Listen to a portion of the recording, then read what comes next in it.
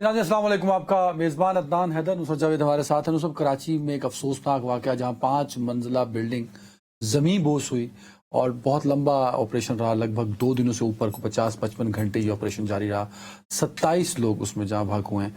और तलहा महमूद हमारे रिपोर्टर हैं कराची से, वो मौके पे मौजूद हैं, तो हम उनसे भी बात करेंगे।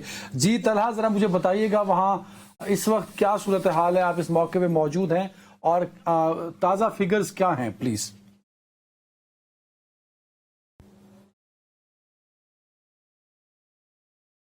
बिल्कुल। सबसे पहले तो मैं आपको ये बताता चलूं कि ये जुम्मे के रोज सुबह 10 से सवा दस बजे के दरमियान जो है ये एक वाकया रूनुमा होता है। ये ग्राउंड+5 की एक इमारत है लियारी टाउन के इलाके बगदादी में, जो कि कराची का ओल्ड तरीन एरिया है लियारी। वहां जो है वो ये इमारत वाकई थी, जो कि 1975 में जो है वो तामीर हुई थी KDA की अप्रूवल के साथ, ग्राउंड+3 की। लेकिन इस पे चौथी और पांचवी मंजिल जो है वो इजाफी जो है वो विदाउट अप्रूवल तामीर की गई थी, जो कि जुम्मे को सुबह 10 से सवा 10 के दरमियान जो है वो अचानक जमीन बोस हुई है, जिसके नतीजे में जो है वो 60 घंटे तक जो है वो इस पे रेस्क्यू ऑपरेशन जारी रहा, मलबा हटाने का काम जारी रहा, जिसमें 27 अफराद की जो है वो बदकिस्मती से लाशें निकाली गई, जबकि 9 अफराद को यहाँ से जिंदा जख्मी हालत में निकालकर अस्पताल मुंतकिल किया गया था। 60 घंटे के बाद जो है वो इधर से जो बने का और रेस्क्यू ऑपरेशन मुकम्मल कर लिया गया था। उसके बाद जो है वो इमारत के अतराफ में 2 इमारतें थी, 3 इमारतें थी एक्चुअली, लेकिन 2 इमारतों को सील किया गया और उनको खतरनाक करार दे दिया गया। अब जो है वो ताजा तरीन सूरत हाल ये है कि उन 2 इमारतों को जो है वो मस्मार करने के लिए सिंध बिल्डिंग कंट्रोल अथॉरिटी की टेक्निकल कमेटी ने जांच की है और उनको जो है वो खतरनाक तरीन जो है वो करार दिया है और फौरी तौर पर मस्मार करने की जो है रिकमेंडेशन दी थी, जिसपे जो है वो अब उस पर मस्मार करने का काम शुरू कर दिया गया है। अभी रात का पहर है तो जो डेमोलिशन का वर्क था वो रुक चुका है। लेकिन अगर मैं आपको उसके मनाजिर में आपको दिखाऊं, अगर कैमरामैन जैन अगर दिखा सकें, तो उसके मनाजिर ये है कि चारों अतराफ जो है वो मलबा मौजूद है। उस इमारत का बोस हुई, इसमें 27 जाने जो है वो जा चुकी, 9 अफराद जख्मी हो चुके, लोगों का लाखों करोड़ों रुपए का माली नुकसान हो चुका। इसमें आपको ये बता चलूं, उसके अलावा जो है वो 2 इमारतें और हैं, जिसमें जो है वो तकरीबन 50 घराने हैं, जिनकी घर जो है वो खाली करा लिए गए हैं। उनके जो है वो चीखो पुकार और उनकी आहें सिसकियों के साथ जो है वो घरों के बाहर बैठे हुए, ना उनके पास जो है वो दीगर कोई घर है कि जहां वो रह सकें। अच्छा, जिनसे खाली कराई गई है बिल्डिंग्स, वो लोग कहाँ हैं? ये तो आज जहां आप खड़े हैं बिल्कुल यहाँ को लोग नजर आ नहीं रहे आसपास, तो वो लोग कहाँ गए?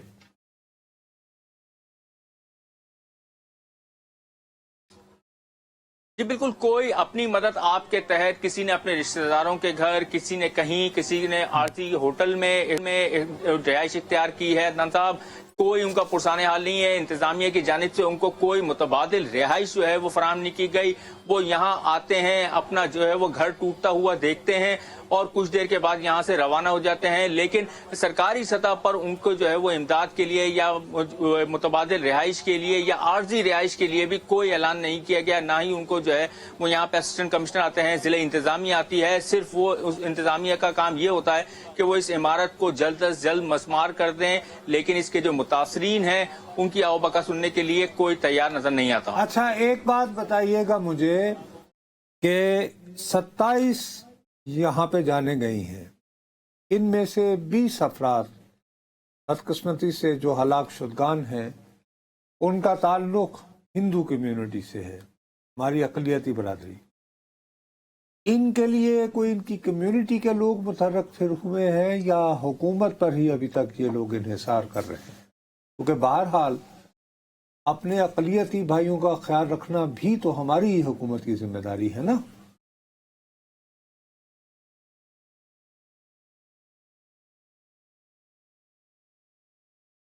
तो सर साहब, बदकिस्मती से कोई सरकारी सतह पे उनकी दादा से उनके जो है वो आंसू पोंछने नहीं यहाँ पहुंचा था। उन्होंने अपनी मदद आपके तहत सिर्फ उनको सरकारी सतह पर सिर्फ ये काम हुआ कि मलबे तले उनकी लाशें दबी हुई थी, उनको निकाल कर सिर्फ उनके सुपुर्द किया गया।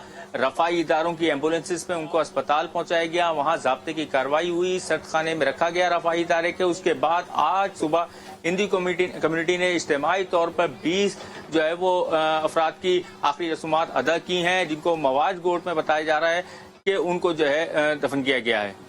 अच्छा, बहरहाल मैं जो अर्ज करना ये चाह रहा था, यहाँ पे 10-10 लाख रुपए हुकूमत ने कहा है, शायद हुकूमत सिंध ने कुछ देने का ऐलान किया।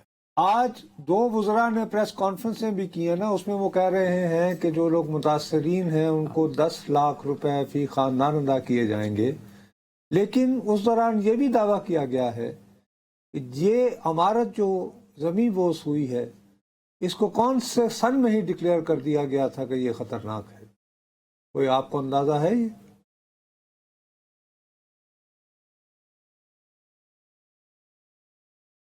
तो साहब बिल्कुल कल गुज़िश्ता रोज तक जो है वो ये ऐलान था, यहाँ जो हमारे मुतासरीन से इस पर बात हो रही थी, जो अपने प्यारों की लाशों का इंतजार कर रहे थे कि कब उनकी लाशें जो है वो यहाँ से निकाली जाएंगी और उनके हवाले की जाएंगी। उनसे जब बात हुई थी, उनको जो है वो इब्तिदाई तौर पर ऐलान किया गया था कि फी का जो है वो 2 लाख रुपए जो है वो दिए जाएंगे।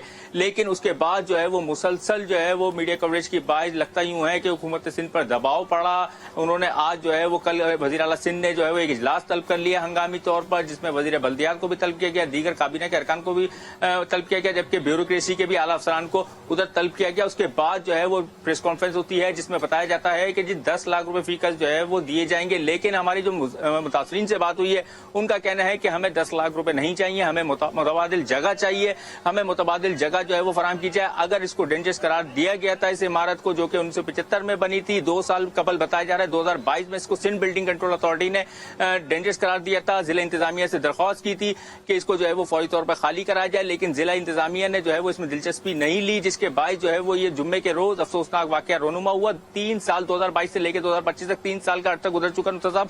इस इमारत को खाली कराने के लिए कोई कोशिश नहीं की गई। लेकिन अब ये बताया जा रहा है कि जिला इंतजामिया ये बताती है कि इनसे कोशिश की गई थी, इनसे बात की गई थी, लेकिन इन्होंने इधर के जो मकीन है इस इमारत के, उन्होंने खाली नहीं की थी, जिसकी वजह से जो है वो आज इतना बड़ा अफसोसनाक वाकया का सामना करना पड़ा। अच्छा, ये बात है कि हम लोगों ने ये सुना है कि जो ओरिजिनली यानी 1975 में जब ये बिल्डिंग बनी, तो इसके जो मालिक साहब थे उन्होंने इसको किसी और को पगड़ी पे दे दिया। और पगड़ी का ज़ाहिर है सिस्टम एक चलता है कराची में। क्या मुराद है जी? यार यानी पगड़ी में ये होता है कि आप मुंतकिल नहीं करते हैं। अच्छा। आप कुछ पैसे लेकर, मतलब बजाय आपसे माहाना किराया लेने के, ठीक है, हाँ, कुछ ही सूरतों में माहाना किराया भी ले लेते हैं लेकिन कम। एक मतलब फर्ज करें आपसे अचानक 10 लाख रुपए ले लिए और कहा कि ये 2 कमरे आपके। अच्छा, ओके। और आपने हर महीने आप ये समझते हैं कि आप किराया न दें। ये कराची में खैर ये बहुत इट्स वेरी कॉमन थिंग, ठीक है। लेकिन सुना है कि वो साहब जो है गालिबन चौथा और 5वीं जो इसकी जो यानी मंजिलें मनाजिल, वो उन साहब ने बनाई जिसने ये पूरी इमारत ओरिजिनली ली थी ये पगड़ी पे। क्या ये दुरुस्त है या कैसे अफवाहें हैं, गप है?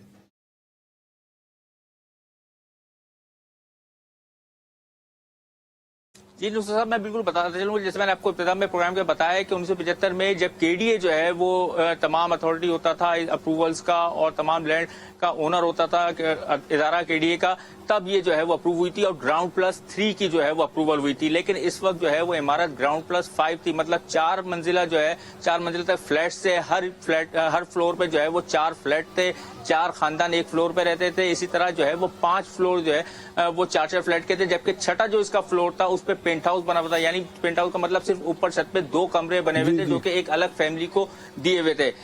इस हादसे से कबल मैं आपको इंटरेस्टिंग बात बताता चलूं कि 4-4:30 बजे जो हमारे जो शाहिदीन से और इधर के मुतासरीन से जो इमारत से निकलने में कामयाब हुए थे उनसे बात हुई है। उनका कहना है कि सुबह 4-4:30 बजे इमारत में झटके महसूस हुए हैं। फिर उसके बाद जो है उसको इग्नोर किया इधर के मकीनों ने कि जलजला समझ के, लेकिन उसके बाद जो है वो 8-8:30 बजे इमारत ने शदीद झटके लिए हैं, जिसपे कई फैमिलियां जो है वो इस इमारत से बाहर आ गई थी।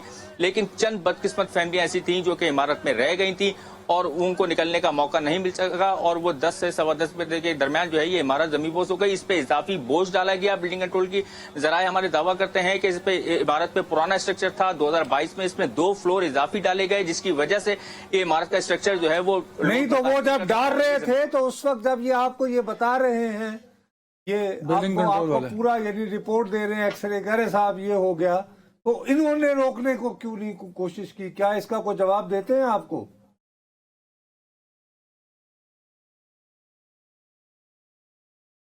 तो साहब, इस लियारी टाउन में तकरीबन 3000 के करीब इमारतें हैं जो कि 60 गज से लेकर 100 और 120 गज पे हैं, जिसपे इसी तरह की सिर्फ ये तो बहुत छोटी इमारत है ग्राउंड प्लस 4 की और 5 की, ग्राउंड प्लस 9, ग्राउंड प्लस 10 की इमारतें हैं وہ تعمیر کر دی گئی ہیں. گزشتہ دنوں جب سندھ بلڈنگ کنٹرول اتھارٹی میں ایک سسٹم کا راج ہوتا تھا اس وقت جو ہے وہ لیاری ٹاؤن جو ہے وہ غیر قانونی عمارتوں کا جنگل بنا, لیکن سندھ بلڈنگ کنٹرول اتھارٹی صرف نوٹسز تک محدود رہی, کوئی غیر قانونی تعمیرات کے خلاف جو ہے وہ کارروائی نہیں کی. اس وقت جو ہے وہ 107 عمارتیں لیاری ٹاؤن میں ایسی ہیں جن کو جو ہے وہ خطرناک قرار دیا جا چکا ہے, لیکن ان کے خلاف کوئی کارروائی نہیں ہوتی, بلکہ مزید جو ہے وہ عمارتوں کی جو ہے وہ بلند بالا عمارتوں کی چھوٹی اراضی پر چھوٹے پلاٹوں پر اجازت دی جا رہی ہے جن کی کوئی کاغذات میں منظوری نہیں ہوتی, صرف جو ہے وہ وربلی اس کی اجازت دی جاتی ہے. اور یار ایک زمانے میں میرے پیارے بھائی لیاری کے بارے میں یہ کہا جاتا تھا کہ جی وہاں پہ گینگ وار ہو رہی ہے اور گینگز ہیں اور ریاستی رٹ اور یہ اور وہ اور فلاں ڈھماک.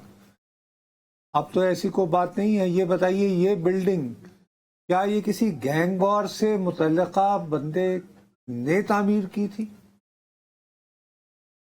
نہیں نصرت صاحب, ایسی کوئی بات نہیں ہے. اس عمارت کا جو اونر تھا, مالک تھا, اس کا کسی دور دور تک کسی گینگ وار یا کسی سیاسی جماعت سے تعلق نہیں تھا. وہ ایک کاروباری آدمی ہے.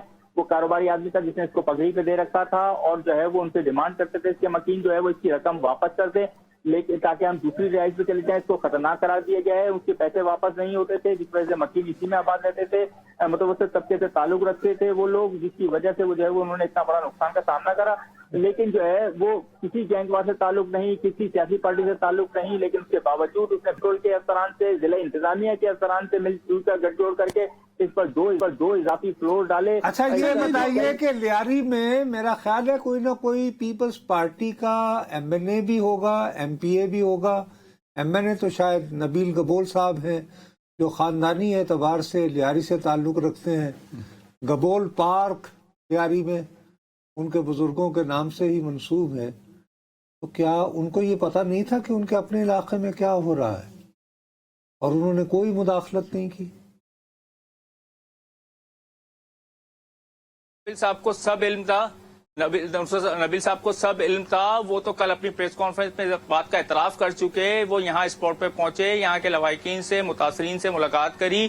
اس کے بعد انہوں نے جو ہے وہ اس بات کا اعتراف کیا کہ سندھ بلڈنگ کنٹرول اتھارٹی ایک سفید ہاتھی بن چکا ہے, اس کو جو ہے وہ کنٹرول کرنے والا کوئی نہیں ہے. انہوں نے اپنے ہی پیپلز پارٹی, اپنی ہی پارٹی کی جو سندھ حکومت ہے ان کے پہ جو ہے وہ تیر برسا ہے, جبکہ جو ہے وہ اپنے ہی پارٹی کے ایک صوبائی وزیر جو کہ وزیر بلدیات سعید غنی صاحب ہیں ان سے استعفے کا مطالبہ بھی کر ڈالا. انہوں نے کہا کہ فوری طور پہ جو ہے وہ استعفیٰ دے دیں تاکہ جو اس طرح کے جو واقعات رونما ہو رہے ہیں. 107 بلڈنگیں لیاری ٹاؤن میں ہیں جن کے خلاف, جن کو جو ہے وہ بڑے نقصان سے بچانے کے لیے مکینوں کو لیاری ٹاؤن کے ان کی عمارتوں کو خالی نہیں کرایا. اس پہ وزیر بلدیات صاحب جو ہے وہ استعفیٰ دے دیں. اچھا آپ نے بھی بات کی کہ یہ جو 107 بلڈنگ ہیں جن کو خطرناک قرار دیا گیا, they are linked with some kind of system. وہ سسٹم چلتا ہے تو انلیگل, یہ کیا مطلب, کس طرح وہ سسٹم اور کس طرح یہ انلیگل بلڈنگ جو ہیں ایس بی سی اے کو کراس کر کے بنا لی جاتی ہیں, بائی پاس کر کے بنا لی جاتی ہیں, یہ سسٹم ہے کیا؟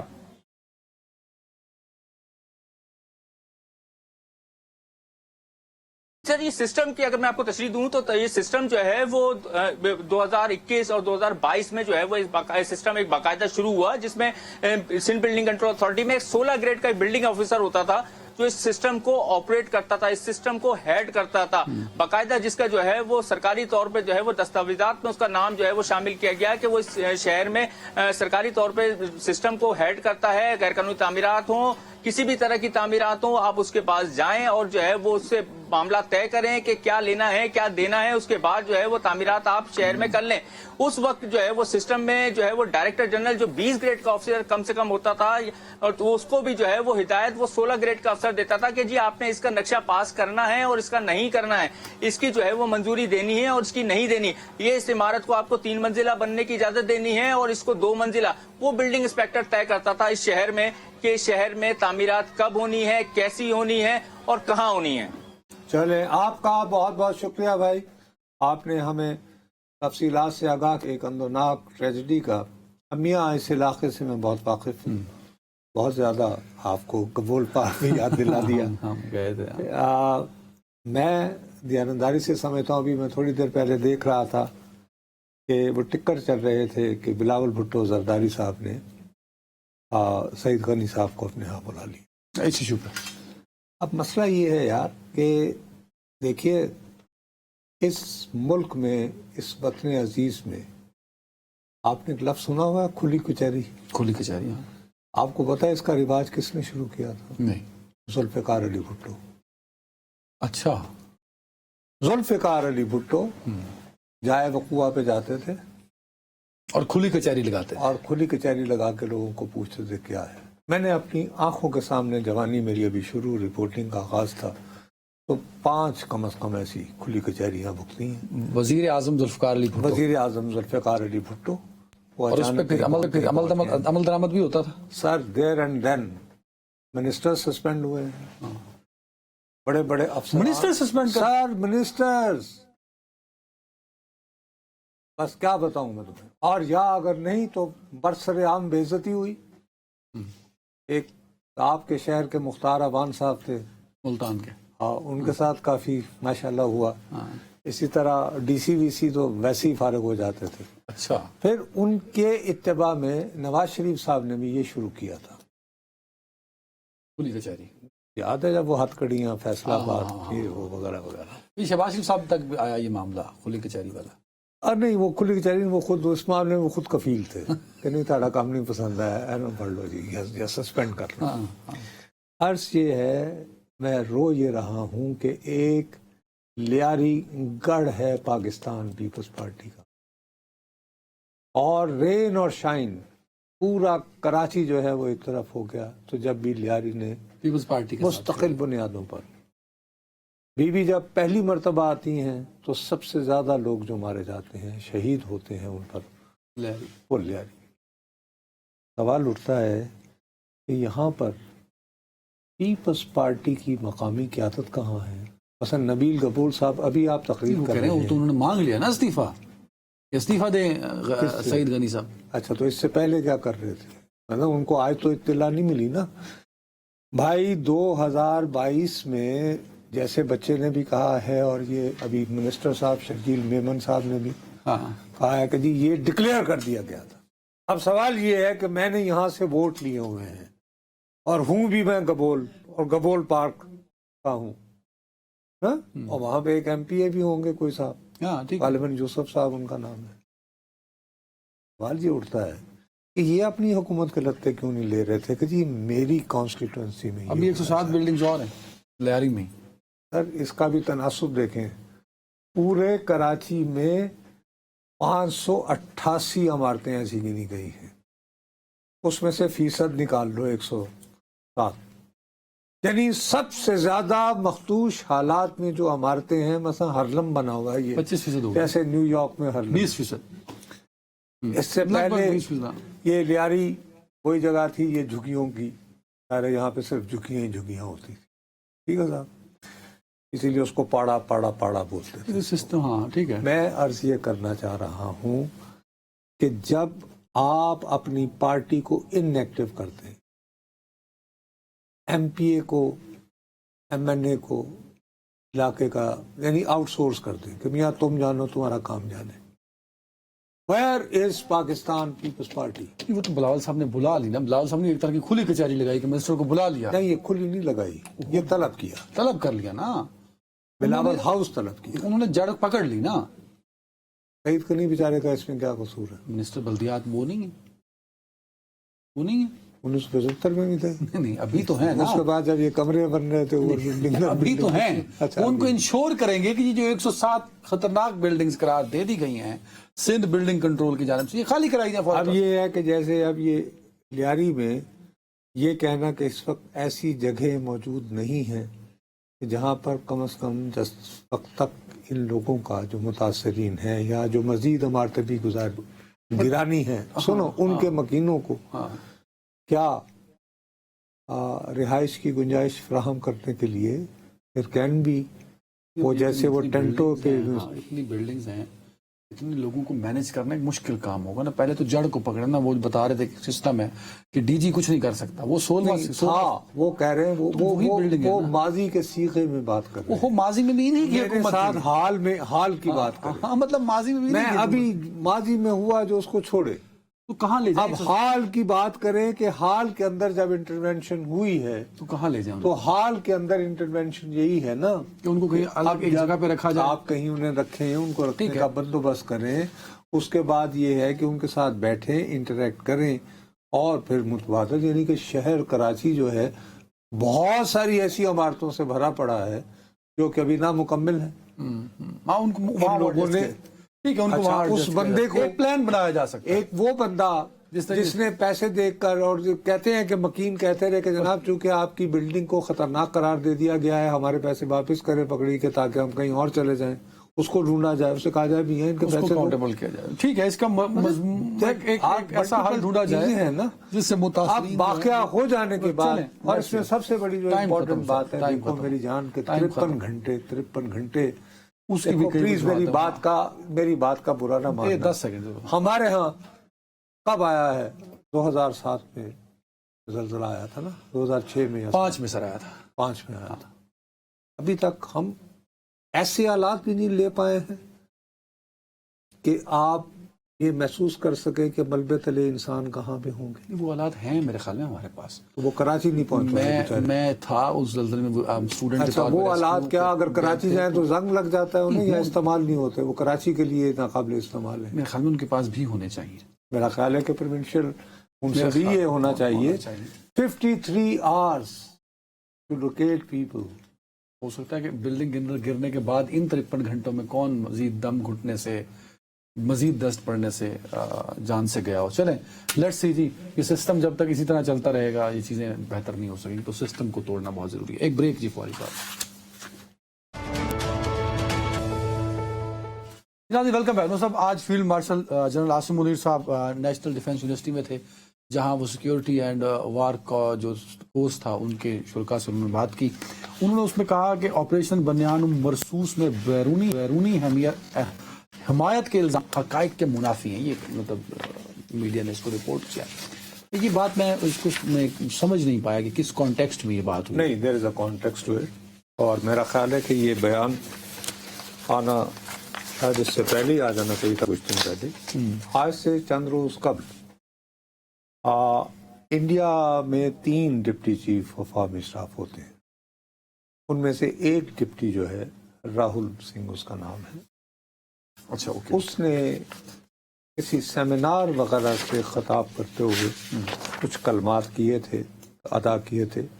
تو میں سمجھتا ہوں کہ ان کو ایڈریس کرنا انتہائی ضروری تھا. راہل آر سنگھ. ایکچولی یہ اس کا جواب دیا گیا میری جانب میں. آج کا جو بیان ہے یہ لنکڈ ود دیٹ. اوکے ٹھیک ہے. کیٹاگورک اس کی جو ہے کنفرنٹ کر کے اس کو کہا کہ میاں تم کیا یعنی کہ بےہودہ یاوہ گوئی سے کام کر رہے ہو. یہ جو پوری گفتگو ہے نا، اس کا مختصر ترین خلاصہ ہمارے ان دوستوں کے لیے جو انگریزی زبان سے اتنے آگاہ نہیں ہیں یا ملٹری اسٹریٹجی سے اتنے واقف نہیں ہیں، جو میں بھی نہیں ہوں ویسے فوجی حکمت عملی کے بارے میں، مختصر ترین الفاظ میں یہ راہل آر سنگھ صاحب deputy chief of army staff Bharat کے یہ فرما رہے ہیں. ان شارٹ سب سے پہلی بات تو یہ ہے کہ وہ یہ بات تسلیم کر رہے ہیں کہ بھارت جو ہے اس نے کوٹ کھائی ہے. Let's be honest. لیکن اس کے بعد وہ ٹپیکل اب کے مار والی اپروچ اختیار کرتے ہوئے وہ فرماتے ہیں کہ ہماری پاکستان اکیلا تو لڑا ہی نہیں ہمارے ساتھ. اللہ ہمارے ساتھ تو دراصل لڑا ہے چین نہیں. اور چین لڑا ہے، اور اس کے لیے بھی دیکھو اپنی قوم کی کیسی توہین کر رہے ہیں. وہ یہ کہتا ہے کہ چین جو ہے نا وہ کیچڑ میں یعنی لداخ وغیرہ میں اپنا جسم گندا نہیں کرنا چاہتا انڈیا سے لڑ کے. یعنی کہ انڈیا سے لڑنا کیچڑ میں آسان ہندی تو یہی ویسے 200% ٹھیک کہہ رہے ہیں. یہ کہا ہے نا موسم بالکل صحیح کہہ رہے ہیں آپ. اب وہ کہہ رہے ہیں کہ جی اس نے پھر یہ کیا ہے کہ وہ پاکستان کو آگے کر دیتا. اچھا بھائی، بڑی مہربانی، پاکستان کو آگے کر دیا ہے. اس کے بعد وہ یہ کہہ رہا ہے کہ بات یہیں ختم نہیں ہوتی. 80% جو ہم اسلحہ استعمال کیا وہ چین کا ہے. رافیل تو آپ کو پتا ہے گورکھپور میں بنا تھا. اللہ بنا کرے. مخصوص سارے وہ جلندھر میں بنے تھے سارے. اب چلیں اس کے بعد جو ہے موصوف نے سب سے زیادہ جو ایک شدید وہ ایک یہ اس طرح کی لڑائی تھی. ایک ٹرم یوز ہوتی ہے جنگ میں آج کل زمانہ میاں، وہ IRS یا ISR نہیں ISR. ISR है इंटेलिजेंस, सर्वेलेंस एंड रिकनेसांस। उसने कहा कि ये जो चीनी सैटेलाइट है ना ऊपर चलती हुई, वो पल पल की खबर देती रही पाकिस्तान को। रियल टाइम इंफॉर्मेशन, है जी, real time, real time. RTI। 80 घंटों की जंग के दौरान कहते हैं कि उसका हमें पता चला उस वक्त, जब जंग मुक गई थी। नहीं, जब ये साइबराबाद और बेंगलोर और टेक में बहुत आगे इंडिया ये बता रहा है, इसका हमें इत्तेफाकन पता कैसे चलता है कि जब DGMO इनके DGMO से गुफ्तगू करते हुए आगाह करता है कि हमें पता है कि तुम फला फला जगह से फला फला हथियार हमारे ऊपर फला फला वक्त इस्तेमाल करने वाले हो, उससे बाज आ जाओ, उसको मूव कर लो। तो उसके बाद इन्हें पता चला कि हो ये तो साइड से अल्लाह भला। इमेजरी ये के जरिए IT मुल्क, IT क्या उसे कहते हैं? वही पिछले टर्म में इसने कुछ बनाया था ना, IT digital India, sorry digital India. Digital. अच्छा, अब खाली चलो चाइना तक महदूद रखते, तो टर्की वाले पास नहीं, टर्की वाले पास है तो शुक्र फिर से वो कहना है। फिर टर्की की तरफ आ गए कि जी उन्होंने ड्रोन्स मुहैया किए। अब इनमें मसला ये था कि अगर अच्छा, इन्होंने चीन 3 मुल्कों की बात की थी ना, कि 4 मुल्क फ्रंट पर, 2 का नाम दिया, चौथे का नहीं दिया, तीसरे का नहीं दिया। नहीं, अगर तुम अमेरिका की तरफ इशारा नहीं, कर अमेरिका दो, की तरफ क्यों करेंगे? हम तो कोई अमेरिकन इक्विपमेंट यूज नहीं किया। मेरा नहीं ख्याल कि ये असल में बात ये है कि वो कहीं अजरबैजान का जिक्र तो नहीं कर रहे थे? 3 एडवर्सरीज उन्होंने कहा जो है, drones 3। हाँ, वो बाबा आपने टर्की बताया हो हुआ गया है, ना, हाँ। 1 बॉर्डर 3 एडवर्सरीज के, एक तो चीन हो गया, टर्की हो गया, और फिर टर्की के हवाले से अजरबैजान को भी घसीट लो किसी तरह। इन्होंने लेकिन वो जनरल राहुल ने 1+3 का, फिर 1+2 कंट्रीज का।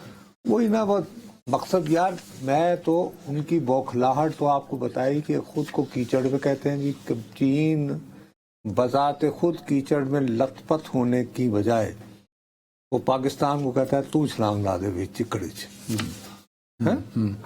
और उसके बाद जो है उनको भी सैटेलाइट के जरिए ये भी बता रहे हैं कि कहाँ कहाँ से क्या होना है।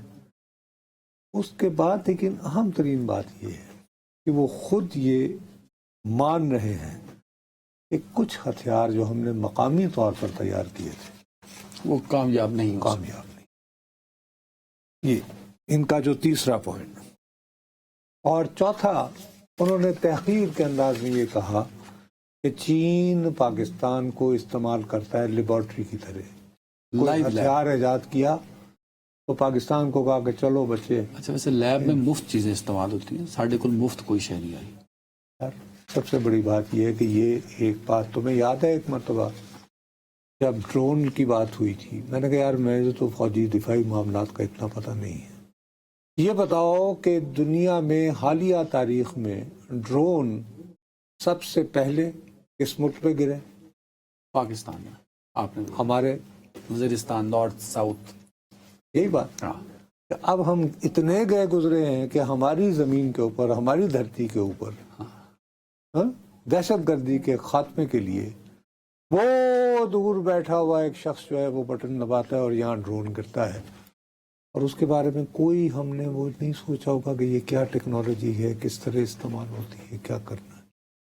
नहीं, हाँ ठीक है, अकल इस्तेमाल करो ना, एक बुनियादी बात है।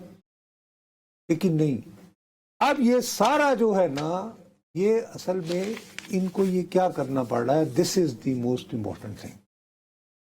मैं ये असल में इनके लिए भारत की सियासी क़यादत के लिए और भारत की अस्करी क़यादत के लिए, अपने अवाम को, मैं किसी और की बात नहीं कर रहा, इनका बहुत बड़ा एक सर्वे का मास्टर होता था, यानी प्रशांत कुमार, ठीक, जो पहले जिसने मोदी का भी वो रहा कि मैं अभी इलेक्शन जितना है इतने पैसे मैं चार्ज करूंगा, ये मैं तुम्हें ये नुस्खा बता रहा हूँ, ठीक।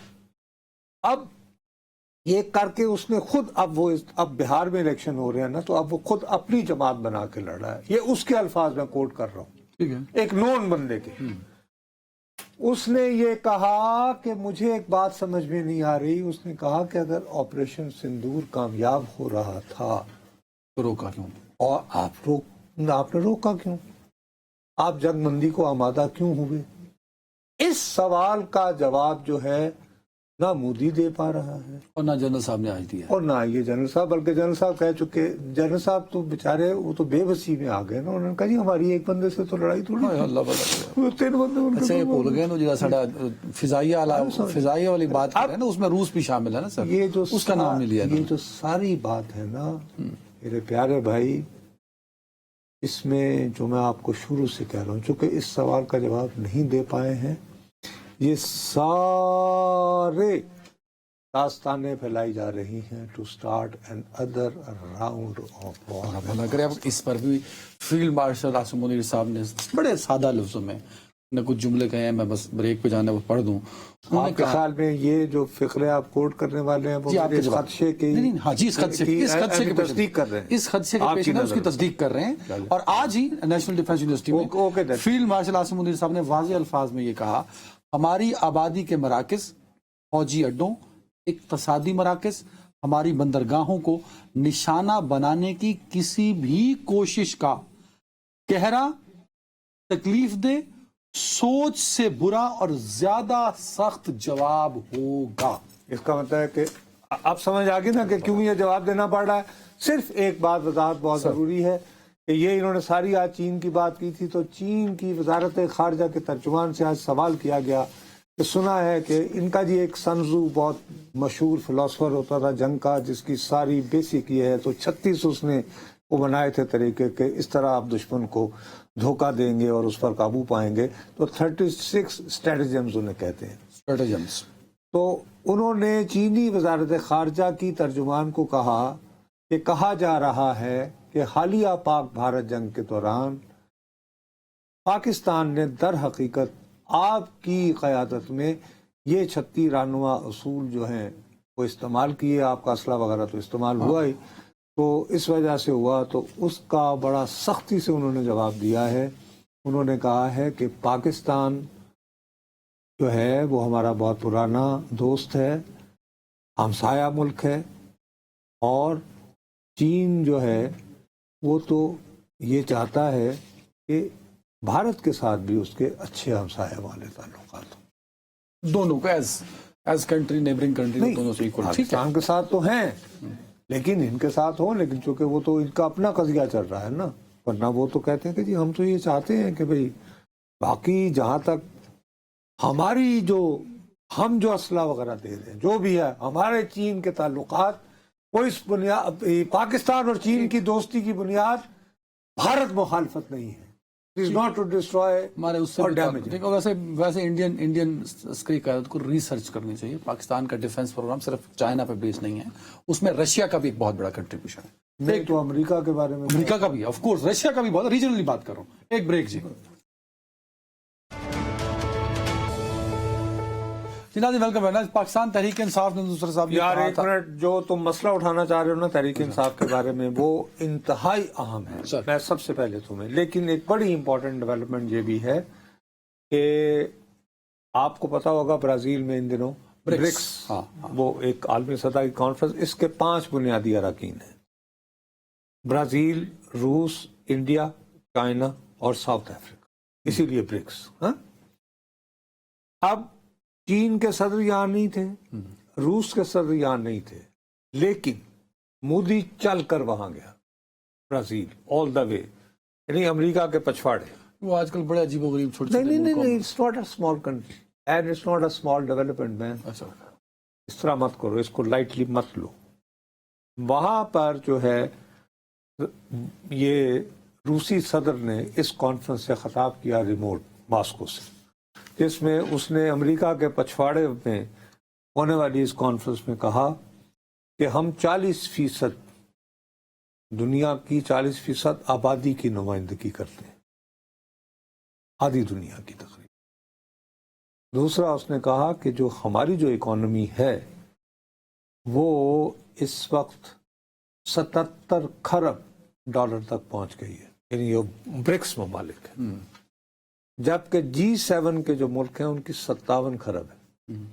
तो ये क्या हम लोगों के बारे में बातें कर रहे हैं।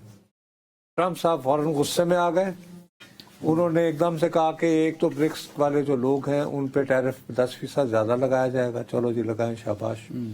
لیکن ساتھ ہی یہ کہا کہ بولسونارو جو سابق صدر تھا, جس نے حالیہ جو صدر ہے لولو, اس کو یعنی کہ گرفتار رکھا بہت عرصے تک, اور وہ بالکل نواز شریف والا عالم کر کے وہ نااہل اور یہ اور وہ فلانا, ٹھیک ہے. کہا کہ جو جس بات کی توقع ہمارے تحریک انصاف کے دوست اپنے بانی کے بارے میں کر رہے تھے, ویسا بیان انہوں نے بولسونارو کی حمایت میں دیا. وہ وہاں گرفتار ہیں. کہا کہ اس کو ہاتھ پت لگانا, لیو ہم الون. یہ برازیل کو تڑی لگائی ہے. اس کے مقابلے میں ہمارے بھائی وہاں پہ بہت کوششوں کے باوجود نہ ہو سکے, تو آج ان کی پریس کانفرنس تھی تحریک انصاف والوں کی. آپ کیا توقع کر رہے تھے؟ تو یہ تھا کہ کوئی لاہ عمل ہوگا, عوامی تحریک. انہوں نے کہا تھا کہ یوم عاشور کے بعد عوامی تحریک لائی جائے گی, لیکن وہ نہیں ہوا میرے خیال میں. میرا اپنا خیال ہے کہ آپ پتہ نہیں اس کو کیسے لے رہے ہیں. جب سے تحریک انصاف اپوزیشن میں آئی ہے, پہلی مرتبہ انہوں نے بہت ہی ڈینجرس گیم کھیل لیا سیاسی طور پہ. سیاسی وہ کیسے؟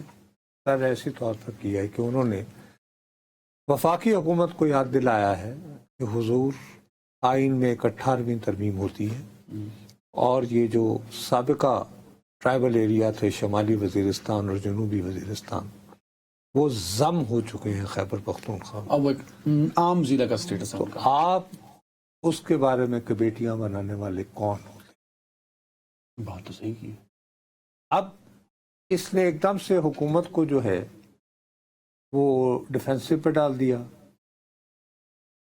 امیر مقام اس کمیٹی کے چیئرمین ہیں, درست.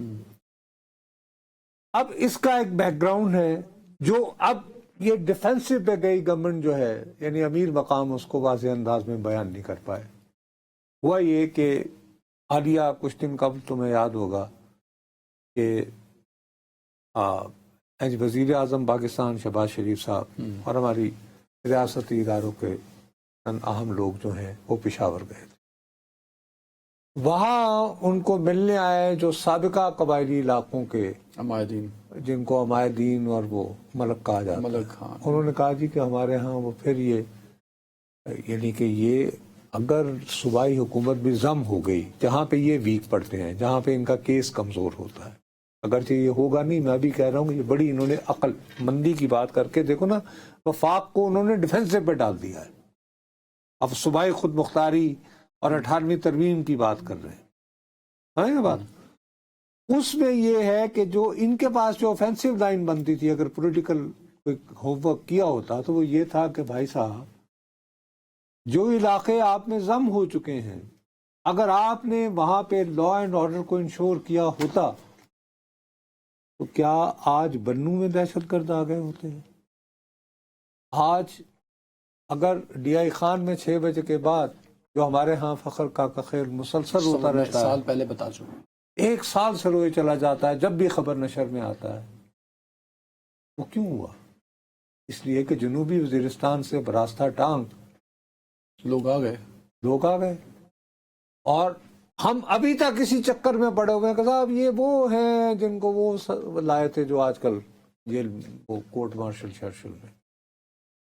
تو مقصد یہ کہ لیکن یہ ایک ایسا واقعہ ہے اس پہ میں تمہیں پی ٹی آئی تو اس پہ بڑا اچھا کھیلی ہے نا, اس کا مطلب میں تو کہہ رہا ہوں کہ پہلی مرتبہ جب سے یہ آپریشن میں آئے ہیں, فاٹا کے مسئلے وہاں کے نمائندے حل کریں گے نا. لیکن اس صورت میں اس موقع پر مجھے یہ بھی پھر کہنے دو, پھر اس میں سلام میں کہنے کو میں مجبور ہوں بصیرت کو. مولانا فضل الرحمان جب جنرل باجوہ صاحب جو ہیں وہ یوں انگوٹھا رکھ کے ہر ایک کو کہہ رہے تھے کہ جلدی کریں جلدی کریں, وہ کہہ رہے تھے کہ مت چھیڑیں, یہ یہاں پہ گلے پڑے گی. وہی ہو رہا ہے. وہ کہہ رہے ہیں کہ جی وہ 3% دے کر آپ نے جو ادھر ڈیولپمنٹ کرنی تھی وہ پیسے کہاں ہے؟ ہاں وہ پیسے دیو. وہ وفاق یہ کہ سابقہ فاٹا کے جو عوام ہیں ان کی دانش میں پی ٹی آئی اب ان کی ڈیولپمنٹ کے لیے لڑ رہی ہے, ہاں, اور وفاقی حکومت بن چکی ہے. آج کی یار اس کو یہ محسوس ہوگا کہ تحریک انصاف اور صوبائی حکومت ان کی ڈیولپمنٹ اور ترقی کے لیے لڑ رہی ہے, جبکہ وفاقی حکومت جو ہے وہ ان کے معدنیات کو पे नजर अपने रखे हुए पे हैं। नजर। चलें जी, वहाँ ये वैसे बड़ी डेंजरस फाटा में नुमाइंदगी भी पाकिस्तान तहरीक और इंसाफ की ज्यादा है पिछले। अर्लियर दी बेटर टाइम कि खत्म। इस तासुर को खत्म किया जाए, चलें जी, वरना हम एक और बलोचिस्तान वहां तैयार कर रहे हैं। Very Please. इस पे वफाकी हुकूमत को संजीदा तरीके से सोचना होगा। अपना बहुत ख्याल रखिएगा नाज़रीन, अल्लाह हाफ़िज़।